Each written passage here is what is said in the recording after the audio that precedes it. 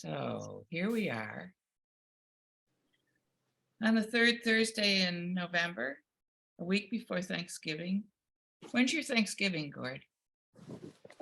You're asking the wrong guy. Okay, never mind. We've had it in October, Okay.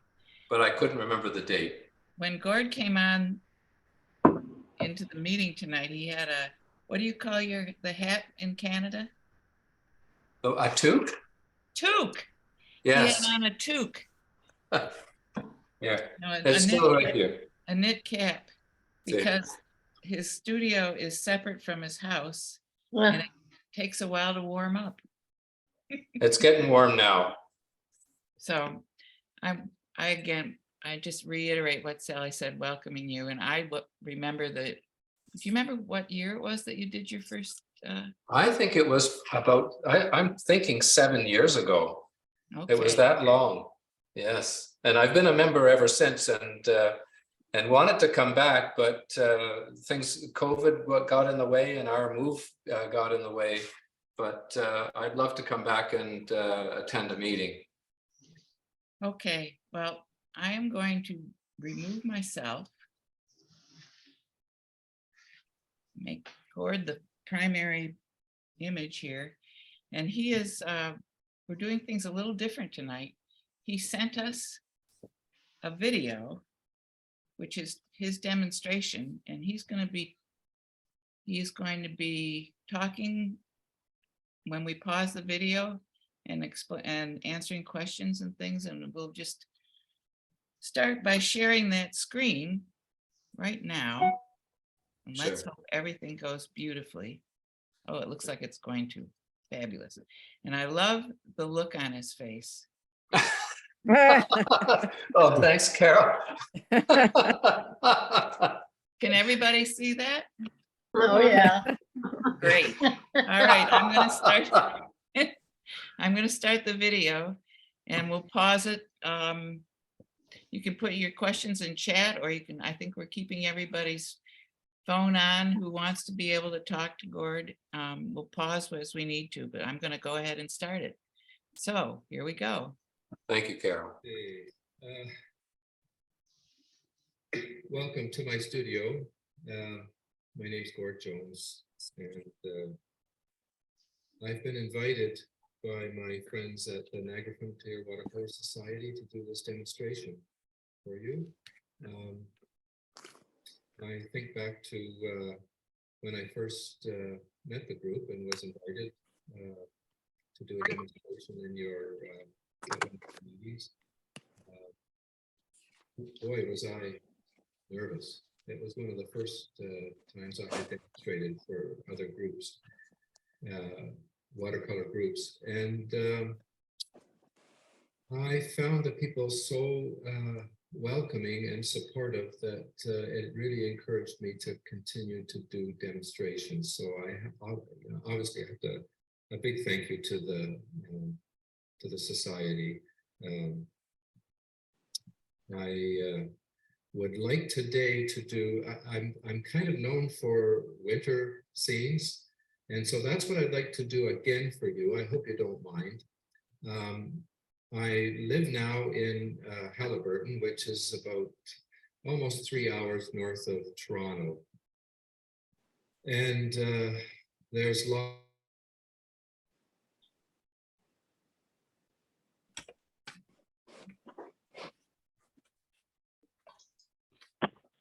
I have no sound. No, I don't either. Uh-oh.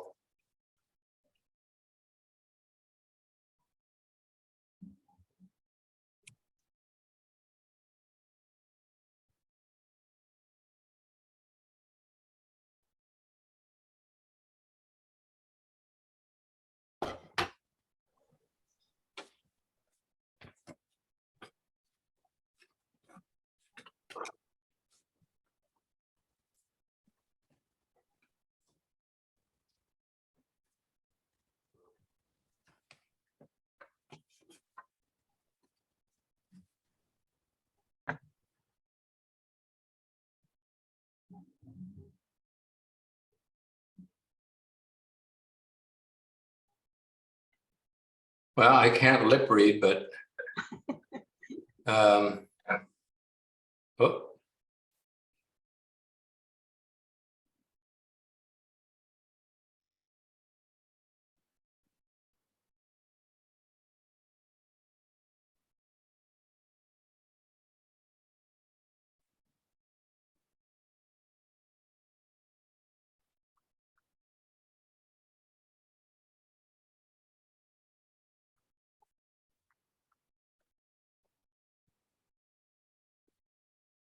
there's still no sound, Carol. We ran through this on Monday and it was all right, was it not?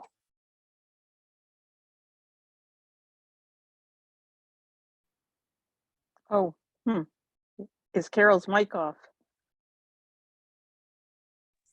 I'm not sure who it is who is saying that they have no sound. I don't have any sound from the video. I don't either. I don't either. I Well- don't either. No one has sound. No one has sound. Okay, well, let me try again then. All right, sorry about that. I thought I have sound.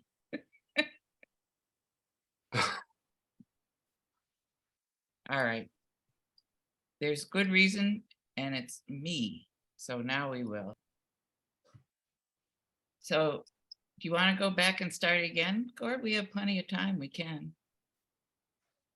Let's start again. Sure. Okay. Welcome to my studio.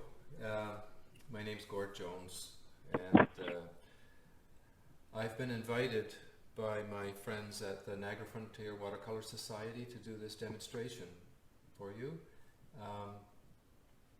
I think back to when I first met the group and I've been invited by my friends at the Niagara Frontier Watercolor Society to do this demonstration for you.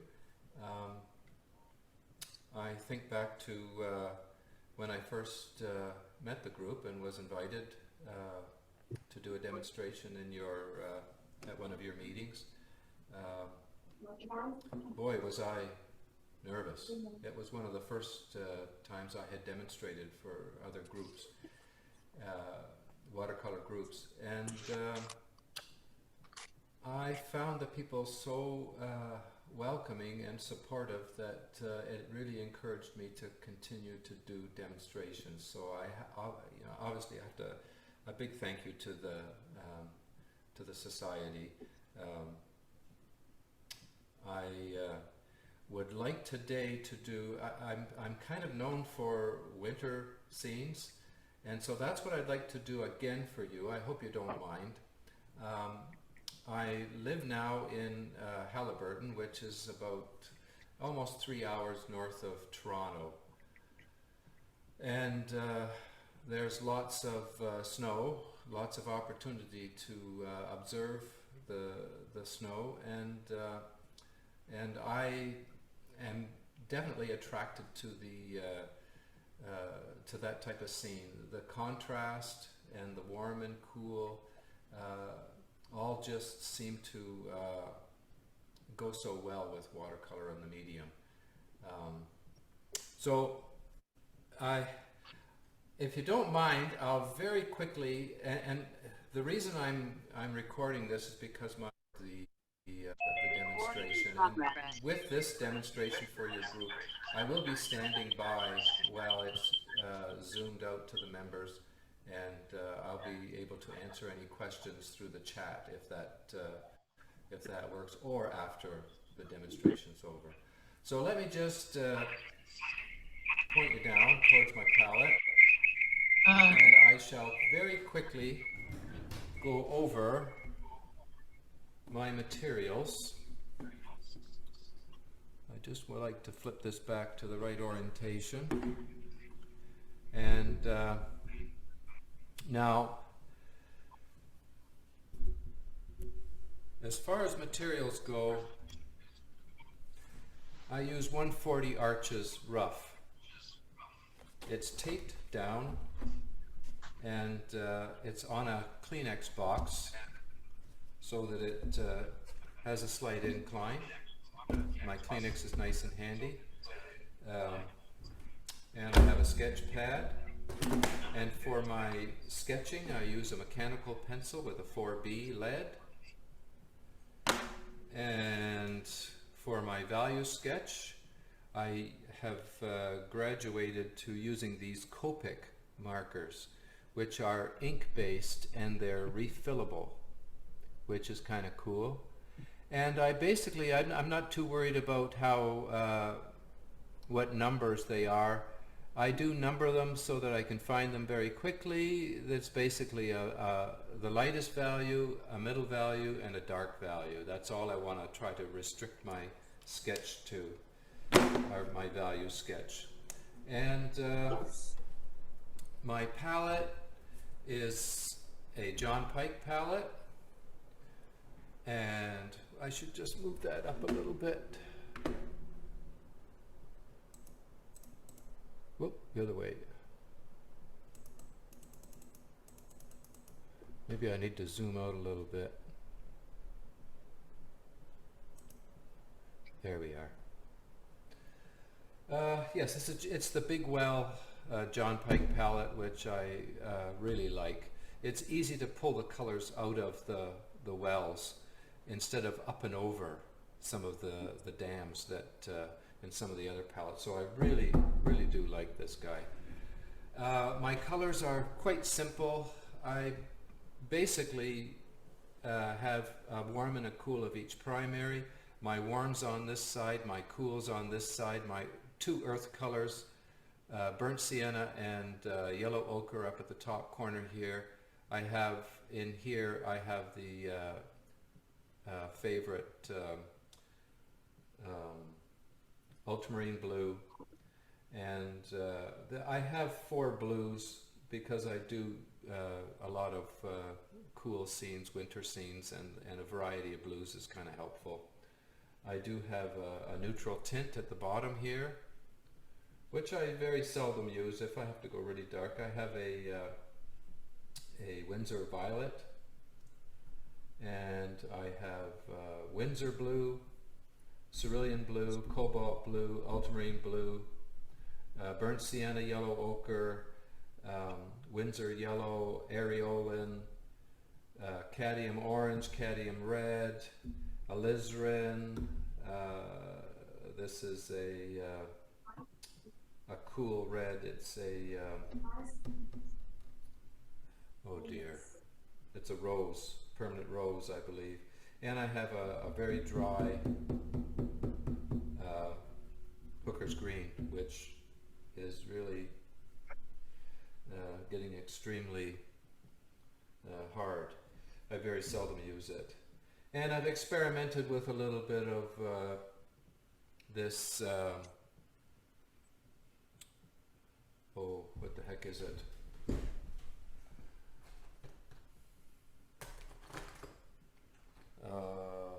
It's a violet. Its device is disconnected. Chalky violet. It's lavender. Your device is connected. No worries. Hey, I like to stick with my colors that I've got. I will add one color and try it out to try to keep things a little bit fresh, but I don't experiment too often with too many colors. I get comfortable with what I've got. Now brushes, I got a stack of brushes here. My favorites are these sign painter brushes. They're synthetic and they have a long bristle and they hold a lot of paint, and I find those are my go-tos. I've got 1 inch, 3/4, ½ inch, etc. I have some old sable soft ones I use for softening edges. I have a couple of mop brushes, which I seldom use, usually use them for big washes. And I have a couple of riggers which are quite dear to me, a number 6 and a number 3. And I think that's about it. I do have a couple of more for detail, some pointy round brushes that are synthetic, that are a little stiffer than the sables.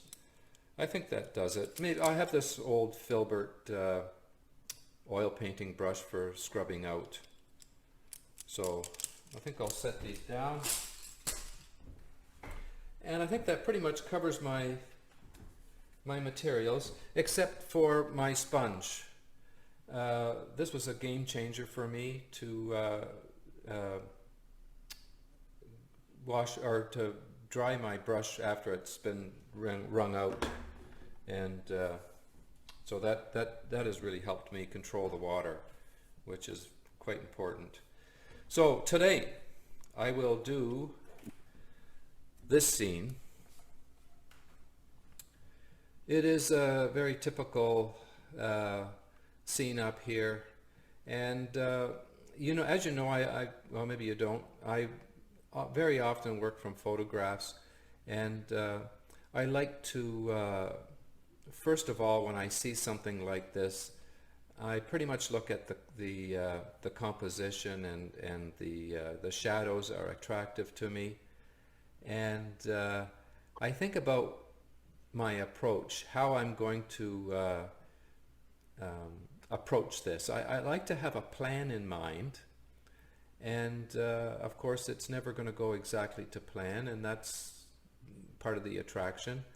But yeah, what I like about this is the shadows coming across and describing the hill over here, and then coming across the road.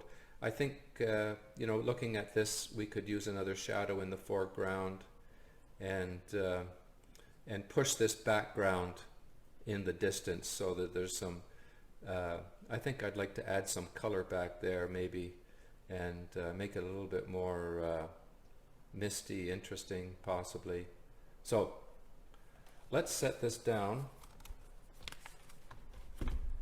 and we'll transfer this onto my sketch pad, and I probably should zoom out just a little bit.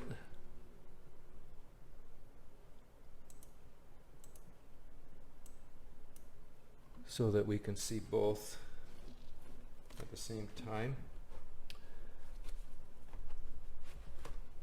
So let's start with our sketch and our horizon.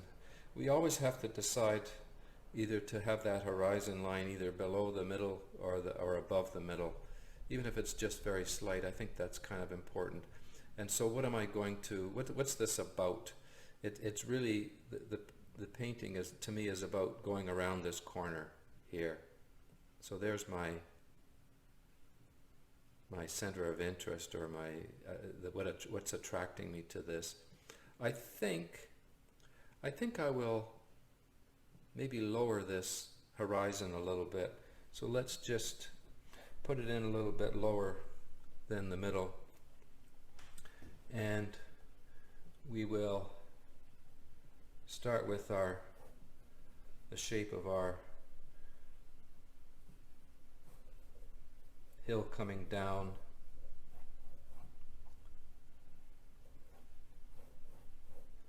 Something like that.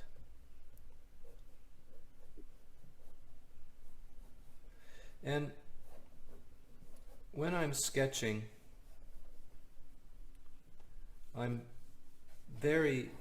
this is very preliminary, and it's just a warm-up. It's a, you know, I'm not going to get too fussy over things. It's very much a exercise in laying out and warming up, and all those things that make it a little easier to transfer onto into a painting. So we'll have a nice graduated sky, probably a little bit darker at the top, and there might be some cloud breaks, and our background, very simply stated. Very often these sketches, they're really just mental notes that I can refer to.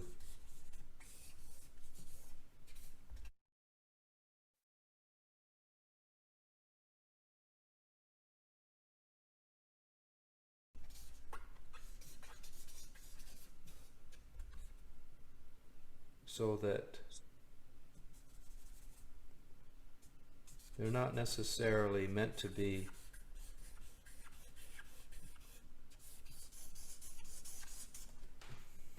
transplanted exactly to the paper and end up that way. So that was the number 3 value, so my lightest value. Now I'll use my number 5, slightly darker value. And as I say, my method generally is to work from the background to the foreground, from the cool colors to the warm colors, to the large areas to the small areas, and from the light to dark. Very traditional methods of planning a transparent watercolor. Now, I think I'm okay with that, so let's just restate some of these areas here with a little darker value.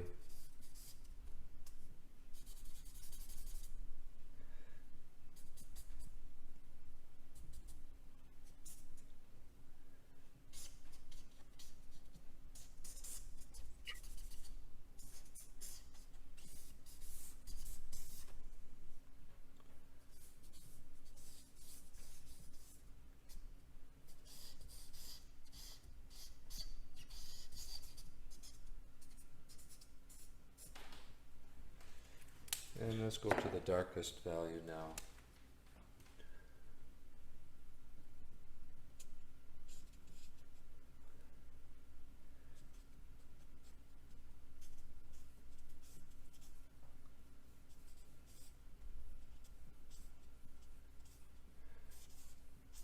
I'm certainly not trying to put all these trees in their proper place. Just feeling out where I think things may end up. And I do like to try to emphasize the 4 dark corners if I can, if it works.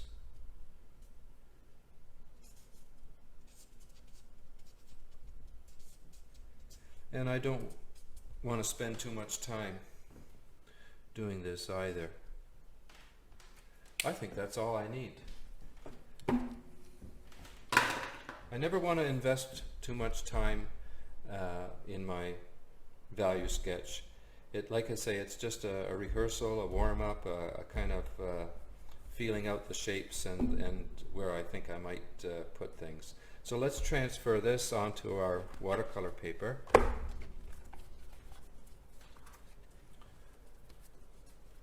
I'll just set this up.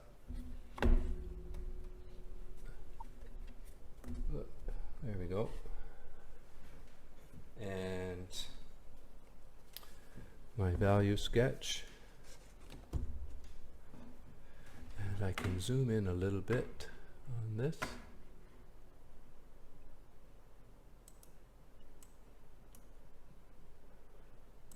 Not too close.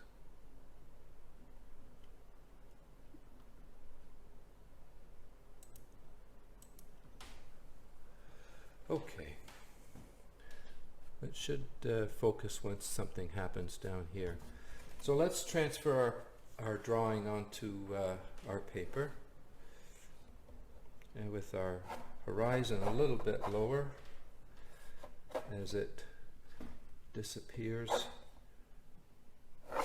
around the corner here.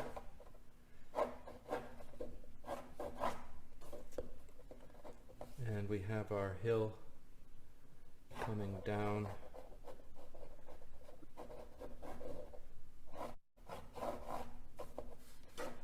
And we go around the corner up into the hill. And again we have our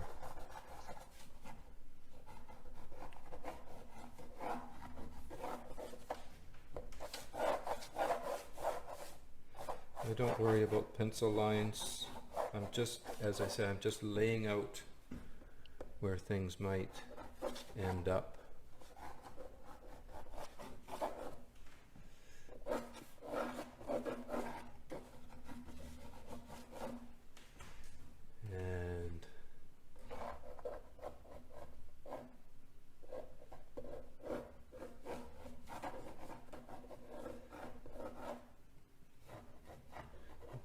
a shadow come across the bottom like that, maybe. Okay, so as is my way, I like to mix up 3 transparent primaries with a winter picture. This is something I think John Pike used to do, and it definitely tends to liven up the snow a little bit, gives it a little bit of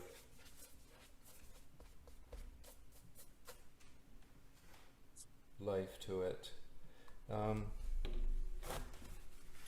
And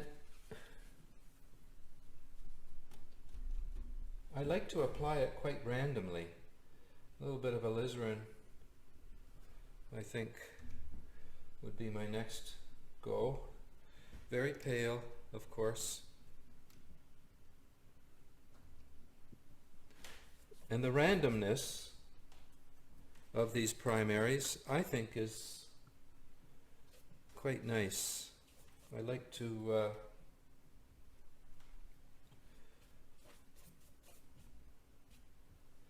leave it do as it pleases. I'm not painting a picture yet.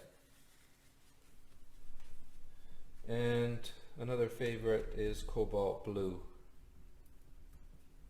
Very transparent, neutral type of blue, neither warm nor cold. And we'll just float some of that in here. Think about the sky, don't think about anything. And I think it's nice to, if you can see the shine on this, there's some dry areas and some soft wet transitions as well. So it's all quite random at this point. And this is one of the few times I will clean my palette, just because these pigments are very watery and I want to be able to start fresh. So now I think I shall dry that. So I'm just going to pause this for a moment while I do that. Okay, I think my next step will be to get my sky in and my shadows. And I'm going to start with some ultramarine blue at the top of the sky and work into maybe some cobalt or cerulean, so it gets a little cooler as it comes down. And then my shadows I want to make sure I get my shadows following this hill and then going across the road and up the other side of the snow, and maybe something a little bit closer. So to the palette, I've got my brushes at the ready. Let's see, I've got a 1 inch, a 3/4, a 1/2 inch, a soft sable, and a couple of riggers. That should do me. So let's mix up some ultramarine blue here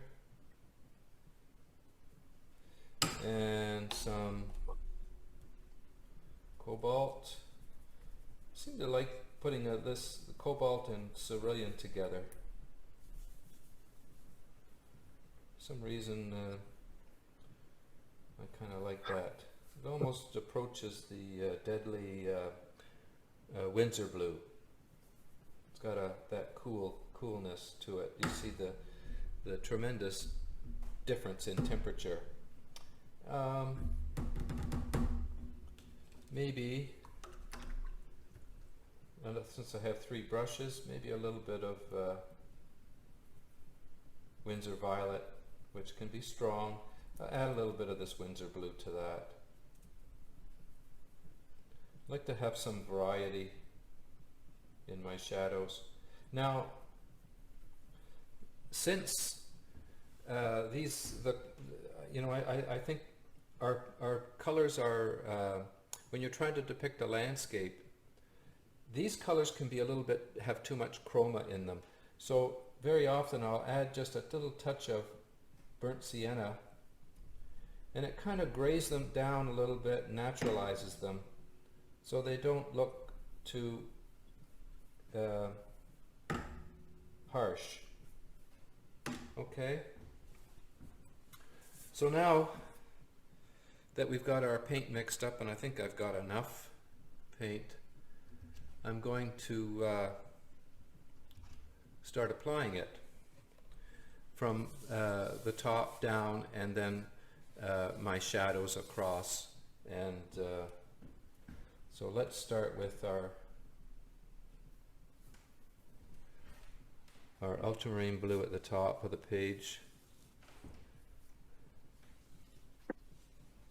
just at the very top, and we'll switch right over to the cerulean cobalt mix, and then just plain water from there.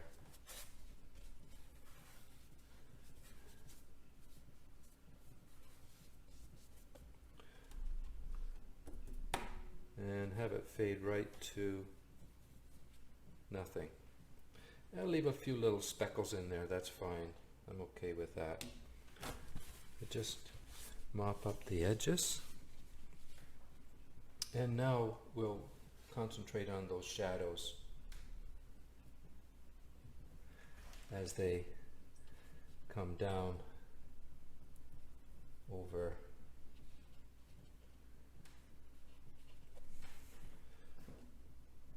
the corner here of our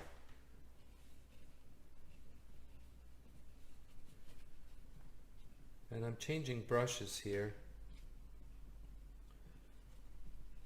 so that I have some variety in my edges, and go across and then up and over. And of course these shadows, as they get further away from their source, they'll be a little softer. So just soften a few edges.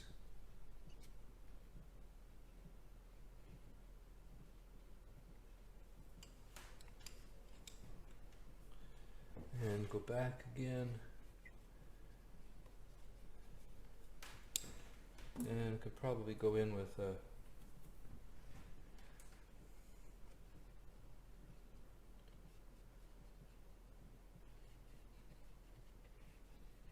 rigger.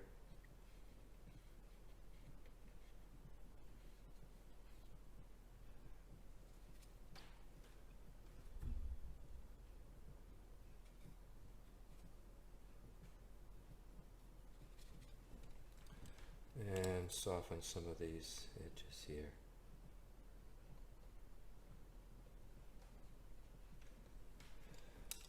And let's grab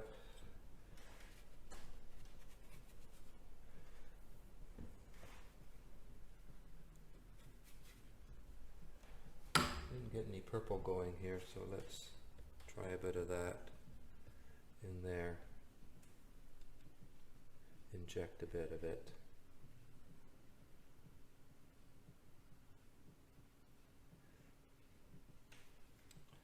And again, let's soften the shadow as it gets away from the source, especially. Soften some of these edges.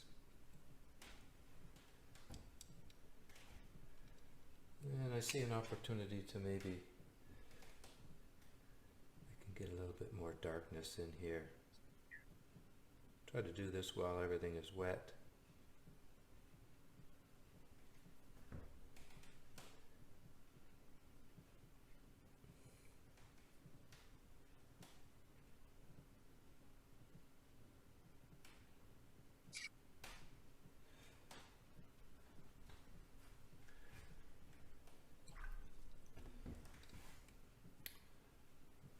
I see I'd like to maybe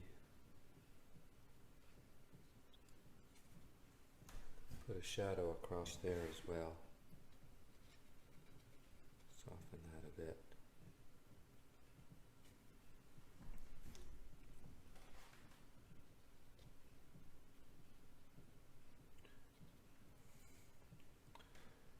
I find the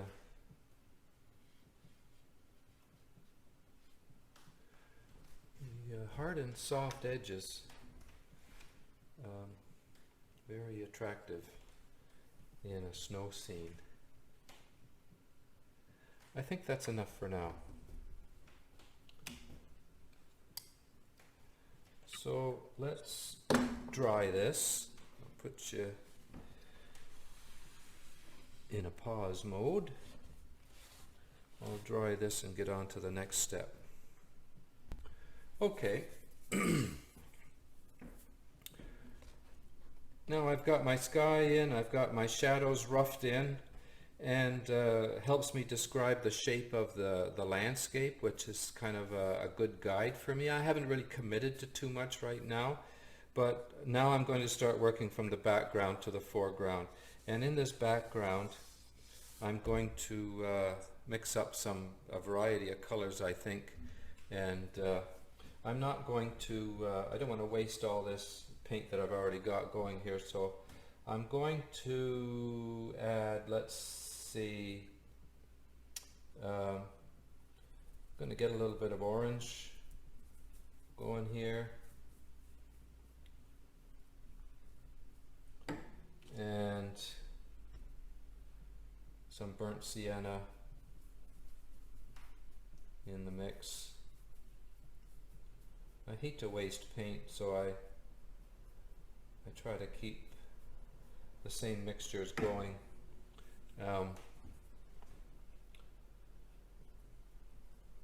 All these colors are, of course, everything that's been in this palette already is already in the painting, so it shouldn't look out of place. I might zap a little bit of something else in there as I go. But, oh, you know what I think I'd like to do? I think I'd like to add a little bit of this purple. Windsor Violet with a little bit of yellow ochre. Seems to be nice. So let's see what I can do in the background here and get this in.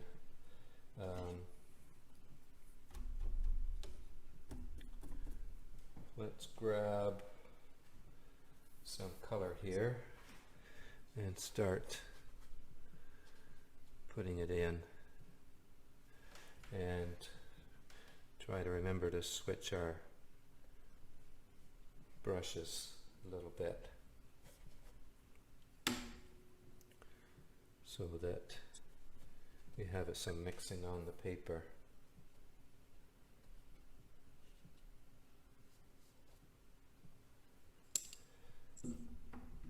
We can even leave a little bit of white if we like. A little bit of rough brushing, edge of the brush,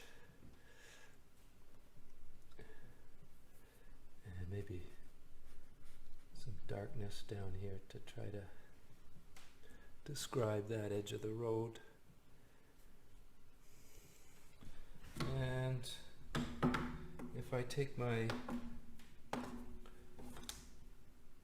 little, that's quite wet right now, but I find it nice to take some thick dark pigment from my favorite corner up here, very thick pigment. As that's drying,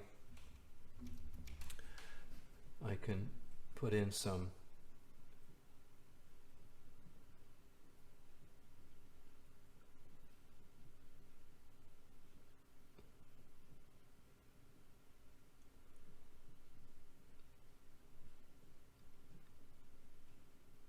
of this to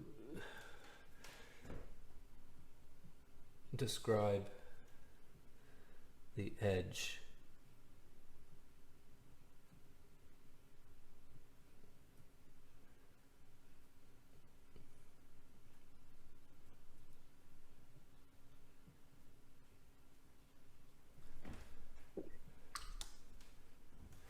If that shape's not quite right, I can just blend it in, change it a little bit.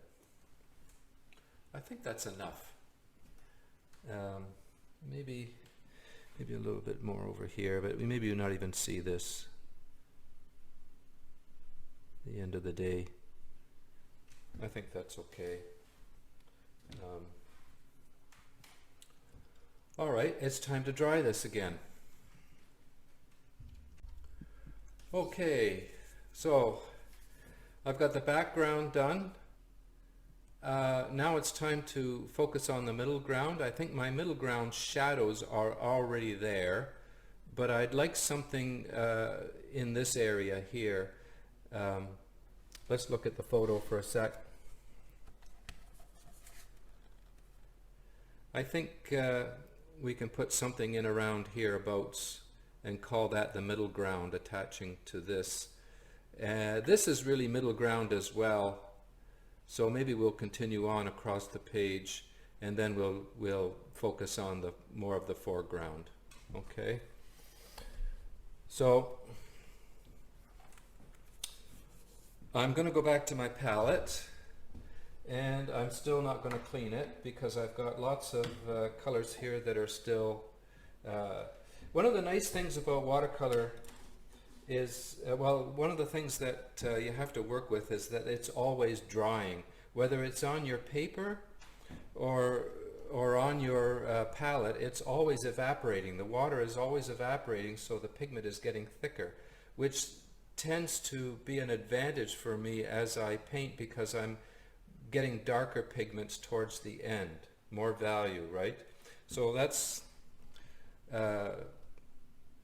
sometimes it can be you have to paint quickly to get things done before it dries, but there's an advantage to working in this way as the pigment in your palette gets darker. Anyway, let's work from right to left. Because I'm right-handed, I'll start over here and continue over to this side. So back to the palette, we need to mix up. I'd like a pine tree, so ultramarine and yellow ochre, a nice thick pigment for some pine trees. And I do want to get some darkness in there in the way of burnt sienna and cobalt blue, and a little bit of purple as well. So I'm going to start with some distant or middle ground, smaller trees, and then get into the closer foreground, for our middle ground. So let's just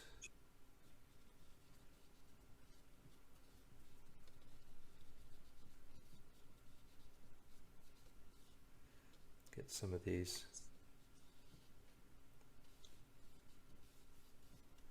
trees in, and maybe start with, I don't know, I like this pine tree coming in.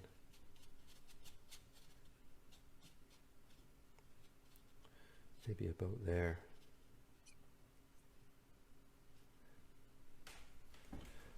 And there is kind of a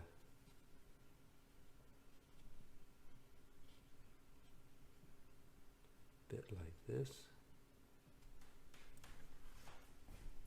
And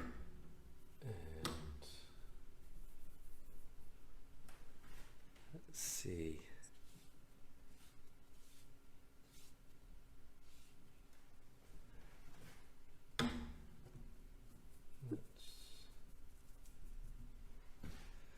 See if we can close this corner in a little bit.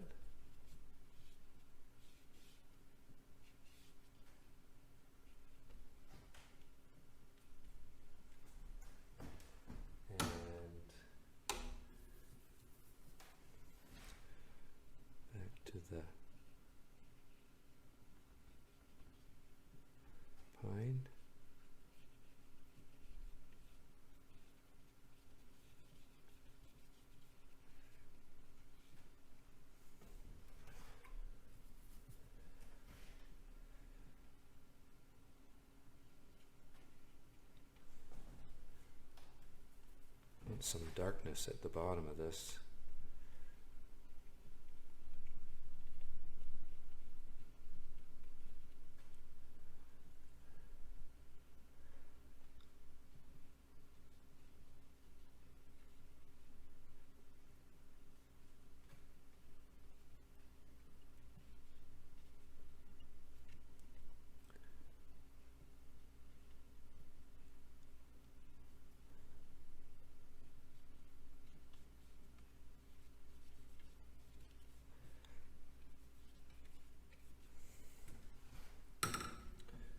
And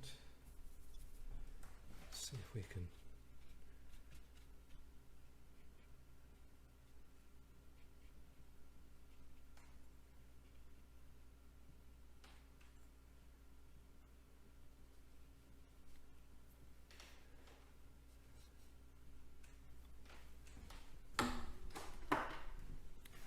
and with a knife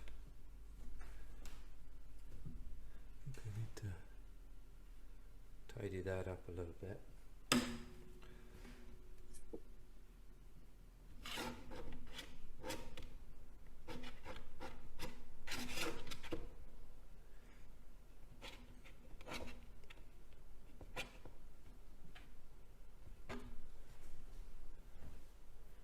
That is okay for that side.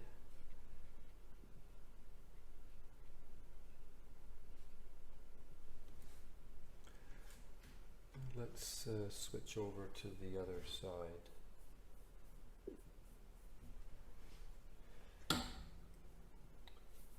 With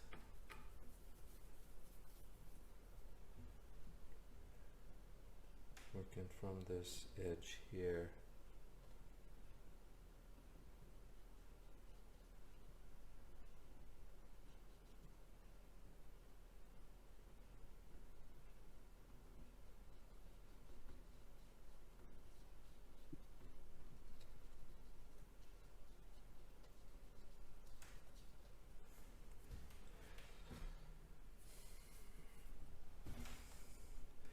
And there's a lot of scrub here that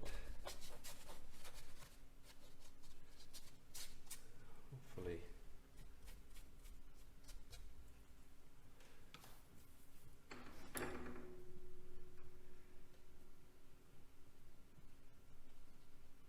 reads like trees.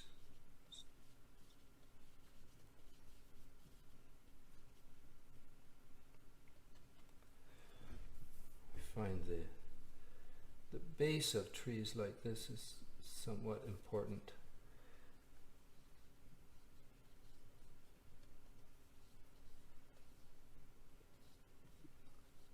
How they anchor themselves into the ground, into the snow rather.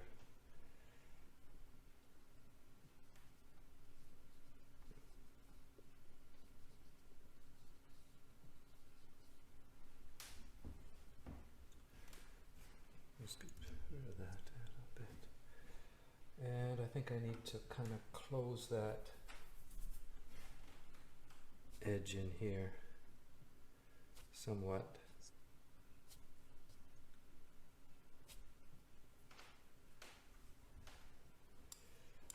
Maybe a little bit of that in here too, a little dry brushed.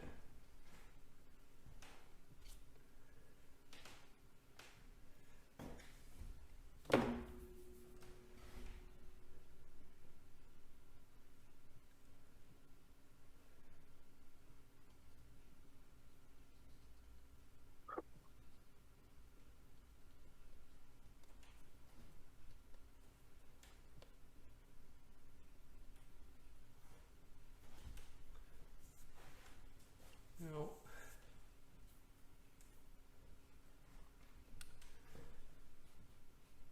I think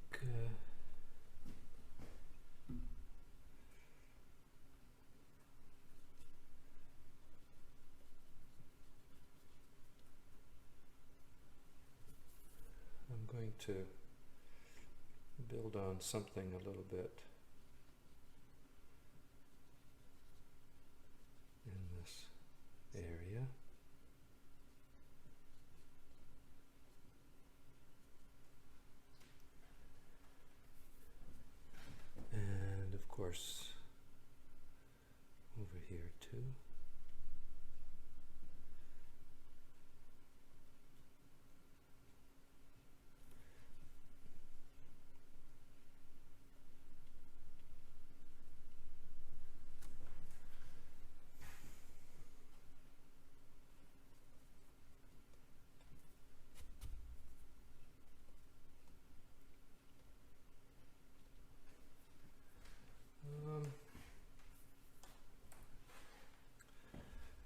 poke some holes in the snow here.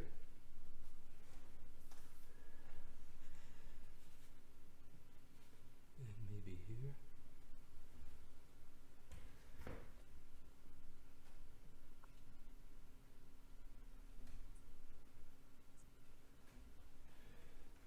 And as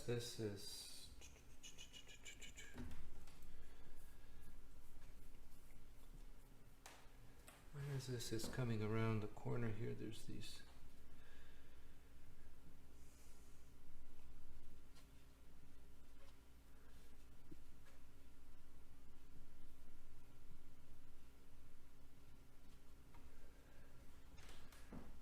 things like that happen.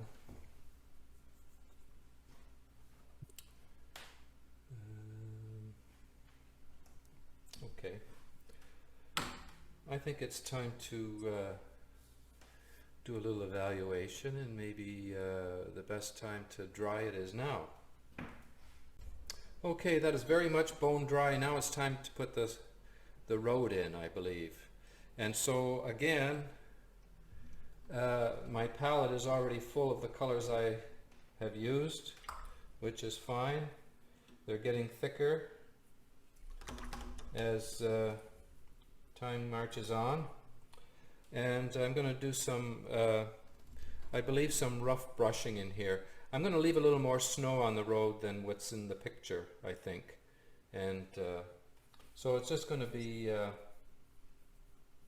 some directional lines and starting from the around the corner here, and see how this works. Maybe I should use a wider brush.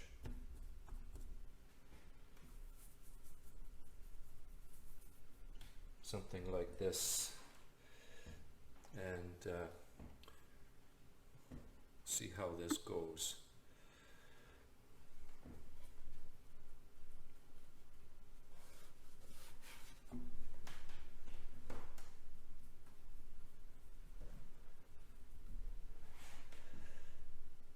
Get a start on that.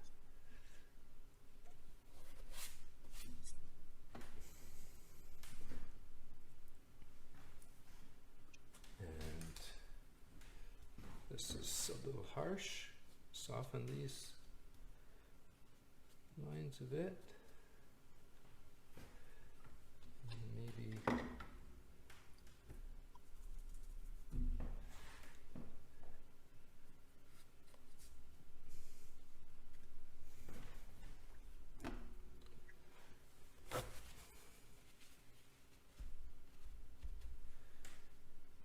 whoops.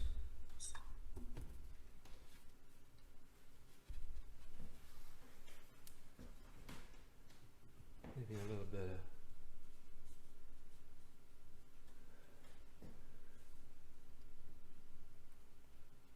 this kind of thing.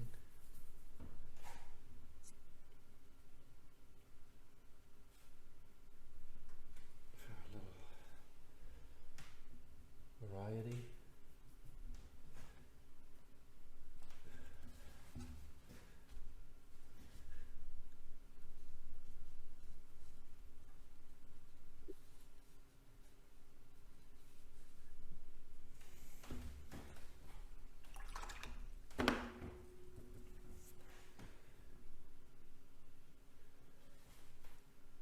Soften that a bit. Now, I think I could afford to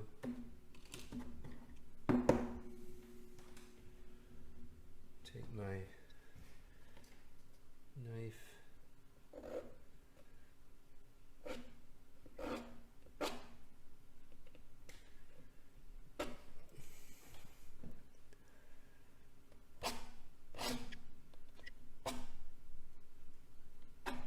try to get a little bit of variety going in there.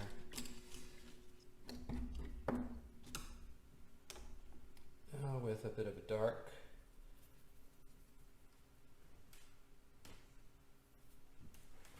I think I can add a little bit of more interest here.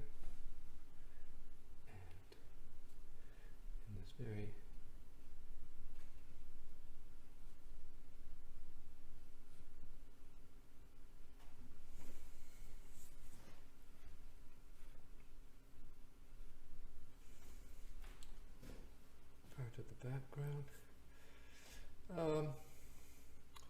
I'm feeling it's a little bit lonely back here, that maybe there could be something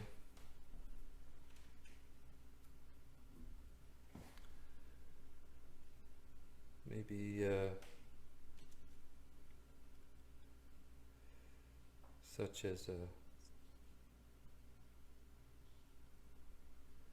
fence post.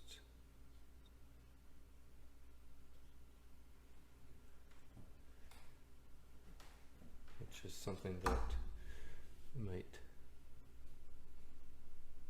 see.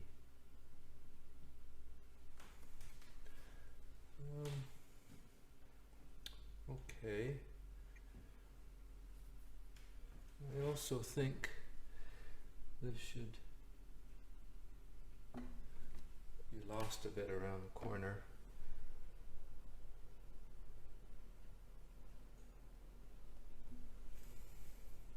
I think that should look better. Now, I think I could take a little bit of orange and red and hit a few of the little spots of some dead leaves here that still have a bit of color to them. And over here too. Just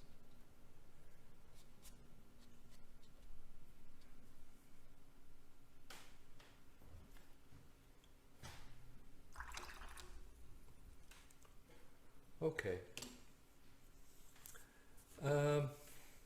I feel this area here is a little bit too much, attracting a little too much attention. So I'm just going to take what's in my palette here and knock it back a bit, soften some of those harsh lines.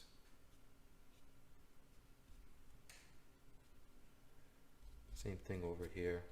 I never want too much texture or focus on anything in the corners. I'd like them to not attract too much attention.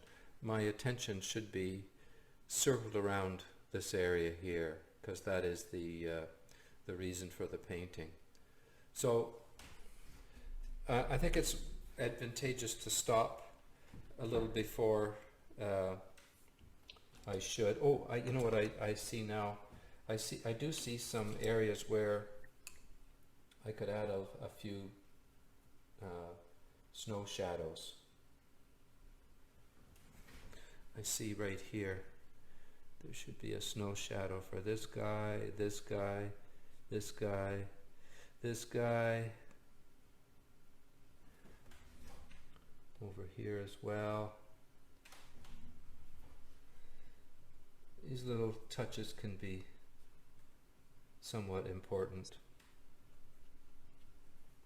And actually, another thing I like to do when I see a stick coming out of the snow, a little bit of tone at the base of them tells me that the snow melted around the base because of the concentration of the heat, right? You almost always see that wherever there's something dark. The sun warms up the area and melts the snow. Okay, I think I'm fiddling. Let me dry this and then we'll put a mat on it. Okay, let's pull the tape off of this. I do like to finish a little bit before I think I'm done, because as you know,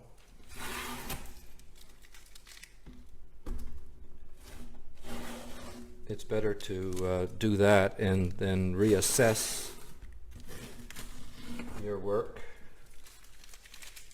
and see if there's something you'd like to do maybe tomorrow So let me just put a little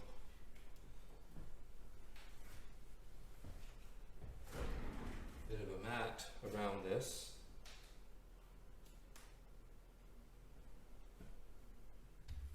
To isolate it, because that seems to be quite important. Okay. Now, oh, there's something quite wet there. I don't know how that didn't get dry. That's fine. I know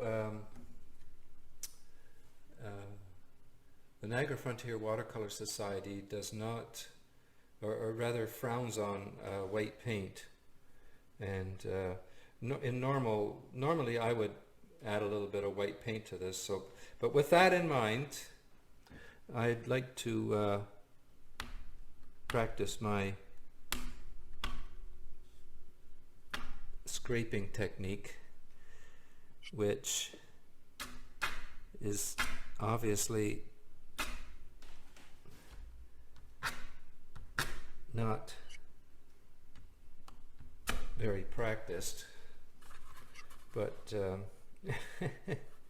anyway, I think I'll have to go back and practice that scratching a little bit more. But anyway, I think you get the idea. Let's look at our beginning photo, and that was our source, our inspiration. I wanted people's view to go back in the corner or around the corner here. And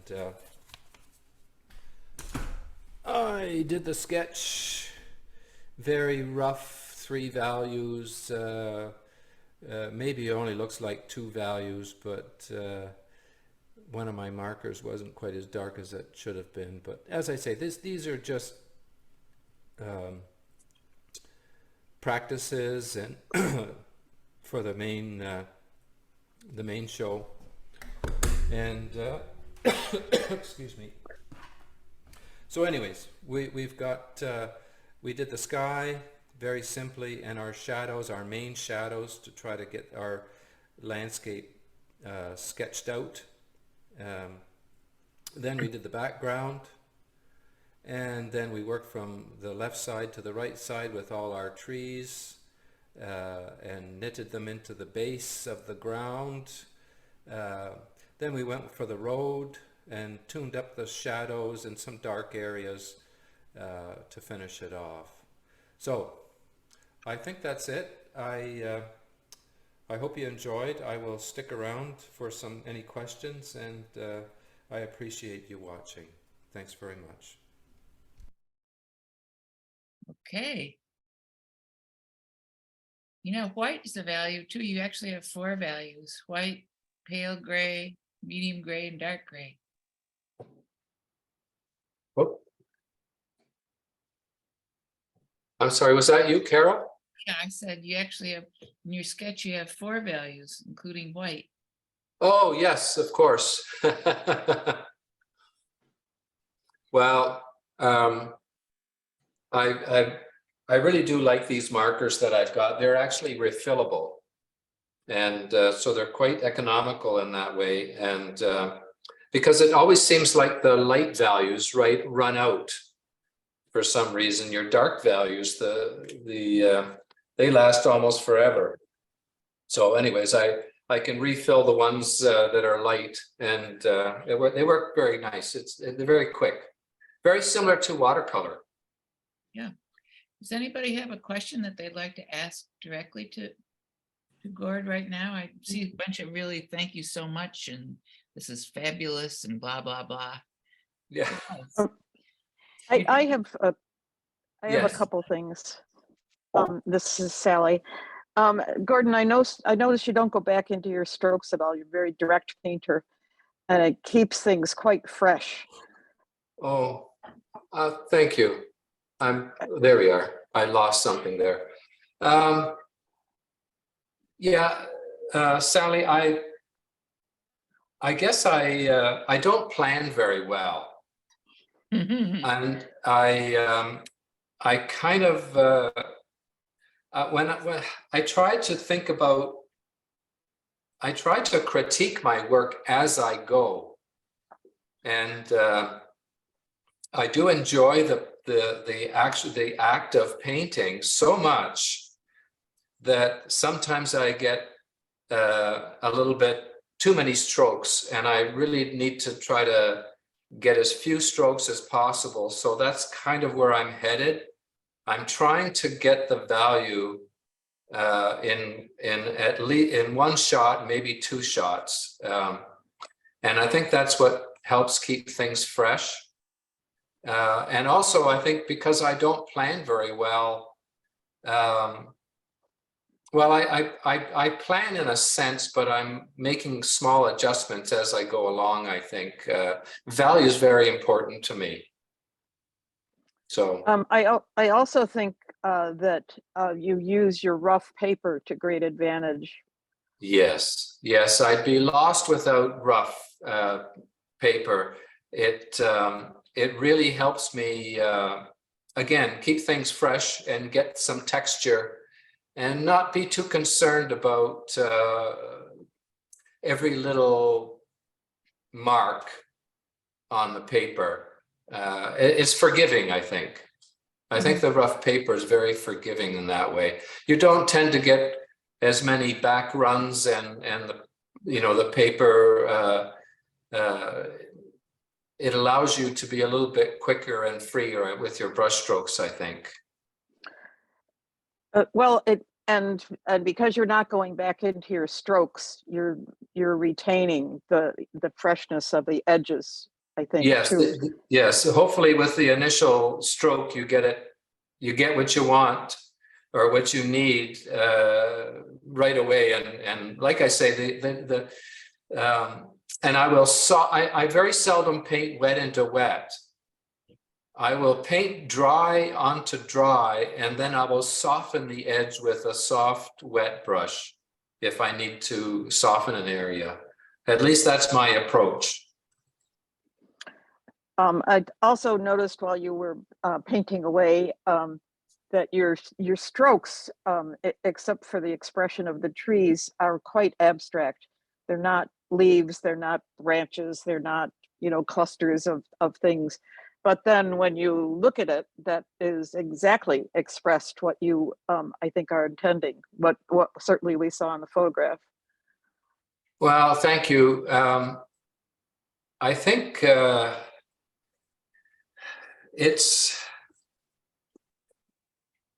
used to be very, I used to try to be very fussy and get what was in the photograph, and I feel very much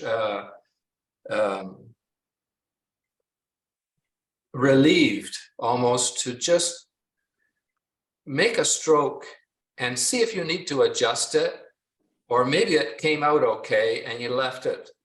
And I think that the decision making of trying to adjust that stroke or to leave it is an important one for me anyways, to learn. And I guess that goes back to trying to critique as I'm working, whether that gets the effect that I'm after, or whether I need to make another adjustment, either soften it, hit it again while it's still wet.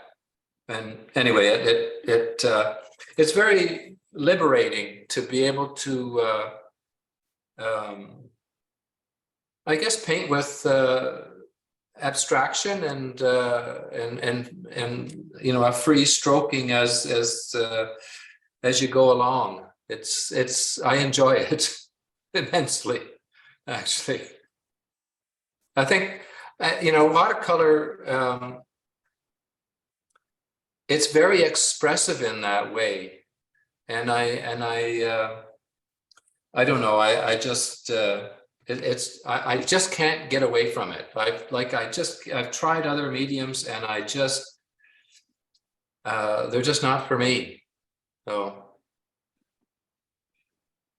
I think maybe it suits my my personality, or my philosophy of imperfection, and kind of going with the flow, and trying to make the best out of something that's maybe, I think, trying to make the best of what's in front of you, and not be hard on yourself.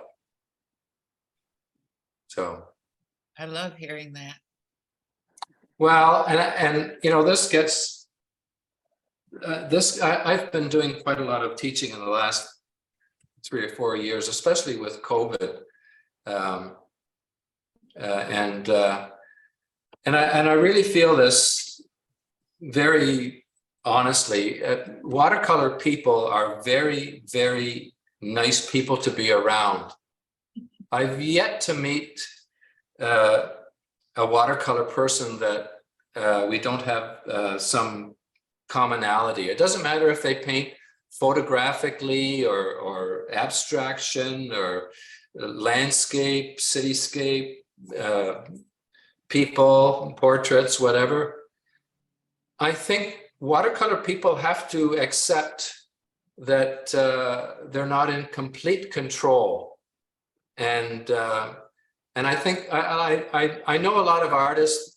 I've met a lot of artists over the years that are either oil painters, acrylic painters, and they always have tried watercolor. It wasn't for them, and they've moved on to this other medium where they have more control.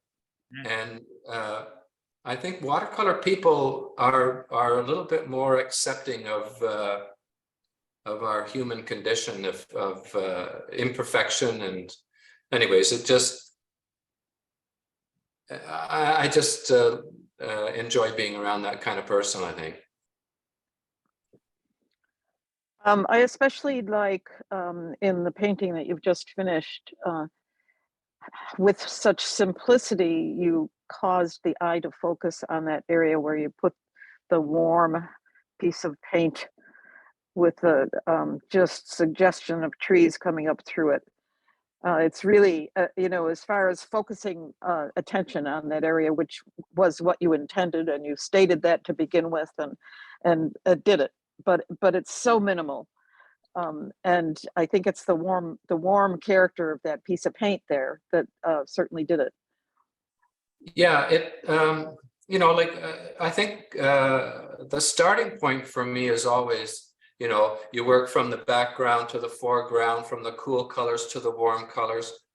But I think the winter time gives us, winter scenes give us a little bit more freedom to push those colors a little bit, to create a little bit of distance. And even though the distance was a warm color, it, I think because of the contrast or the sunshine, the cool shadows, I think you have a little bit more leeway to do that kind of thing and make the background warmer. So keeps it kind of interesting, I think. And someone told me, I don't know if you know, I've taken so many workshops, and I took workshops before there were workshops. We used to just call them, you know, night classes and that kind of thing. And Brian Attio, a long time ago, he would look at something that you were doing and he'd say, he would say, what is this about? And I try to whenever I analyze a photograph, I try to think about, what is this about? It sounds so simple, but I think it's a very important question to answer, so that you don't get bogged down in trying to tell too much of a story, too much detail, too many focuses. I have another analogy I learned was, it's very, very much, I'm a big fan of John Pike, and he was a set designer. He painted the backdrops in plays and productions, where they would drop a canvas curtain down behind the actors, and then they would lift it up and they would drop another one for the next scene. And I think of your main focus of the painting is your main actor, and then you may have a couple of supporting actors that are there to interact with that main actor. And then you maybe have a cast of thousands that are part of the same story, but you can only really have that one actor that's speaking and telling the story, or the main focus of the story. Everything else has to be secondary or even less important. I try to think about things like that when I'm setting a scene up. It's almost like having a conversation with it while you're doing it. Yes, absolutely.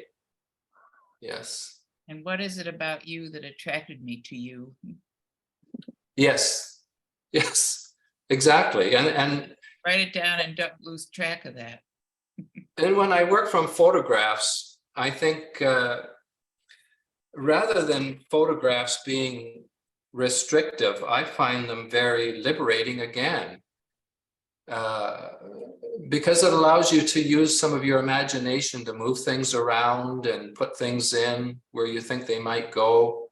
Even if it's a very simple story, like this is just a roadway with a, what's around the corner. A very simple story, but time and place. But I think it's important to tell those little stories, and people connect to it. So All the good things to remember, which we forget. I still don't know how you use your sponge. oh, okay. I think I used to struggle with, and very often you'll see I have 2 or 3 brushes going at the same time and try to mix my paints on the paper.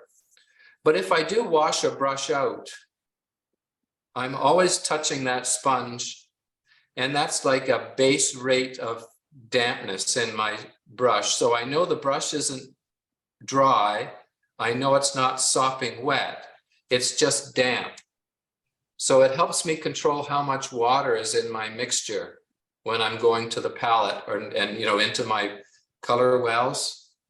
I found that very helpful because I see a lot of beginner watercolors painters that end up with everything being very, they can't get the darkness, they can't get that dark value because their brush is always sopping wet and they're going into their pigments and can't get it concentrated enough. So it's a clean brush that you're putting on the sponge and then you put it into the paint. Yes, yes. Okay. Yes, absolutely. I did a workshop, attended a workshop back years and years ago, probably 15 years ago. And the only thing I got out of it was the use of a sponge. Yes. That was 5 days. Yeah, well, and I like these cellulose sponges, and rather than they're very absorbent, as opposed to a kind of a plasticky sponge or a natural sponge. These are almost like, I don't know what, I guess a cellulose sponge is almost, it must be made out of wood pulp or something, because it's very, very absorbent and consistent. It's lovely. I love it. I wouldn't want to be without it. It's damp, right? I know. Yes, I know some people. Yes, it is. I would wring it out, and it's always damp. I do the same thing, but I use a terry cloth rag. Yes, the same sort of thing. Only I think this for me is just a little bit more, I guess, a little bit more consistent. Because I can take it, and after I do a painting, it'll be saturated and have it'll have some color in it too. I can wring it out and rinse it under the tap, and then wring it out very, really give it a good squeeze and put it back in my little container. And I know the consistency. I guess I try to have as much control outside of the painting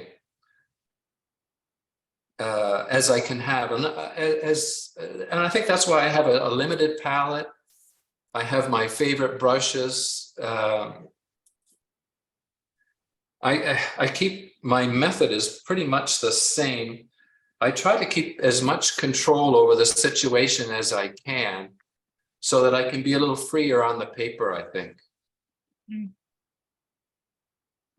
Okay. Any other things people would like to add or questions? If you would like to, and you're talking and we can't hear you, unmute yourself. Maybe not. You know, I just wanted to go back to that little warm area, right at the important point in your painting. It's warm, but it's low intensity, so it's not bright. Yes. But, Yeah. but by the same token, it carries atmospherically very, very well, but appropriately because it's low intensity.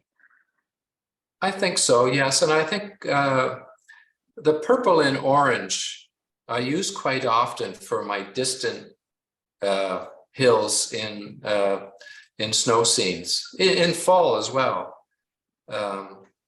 That Windsor violet can be a little bit strong, and I think the opposite, the orange, just seems to mix very well for me on the paper.